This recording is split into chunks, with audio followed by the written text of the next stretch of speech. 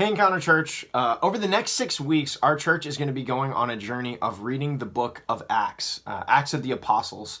And I just want to take a second to invite all of you guys to join us in reading this book over the next few weeks. I really feel like it is essential for every believer to know the stories and the words and the testimonies that are in this book. The book of Acts is actually the follow-up. It's the sequel to the Gospel of Luke. And Luke, who was a doctor and he was one of the partners of Paul on his missionary journeys, knew a lot of the apostles likely, says that he was setting out an orderly account of all the things that Jesus did and taught.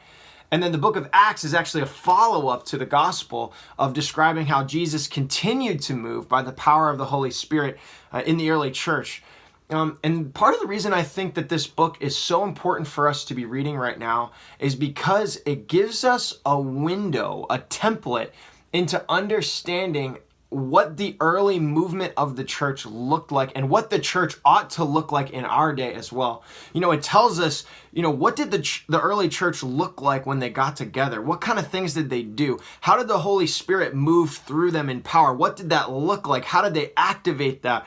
How did they relate to the challenges of their day? There was all these ethnic barriers, all these religious barriers, all these political barriers and political leaders from Rome and from the Jews who were in opposition to the church. How did they respond to the governing authorities of their day? How did they react to opposition? And I think that as we read this book and we begin to put ourselves in the shoes of the early church and ask ourselves, man, Lord, what does this mean for us?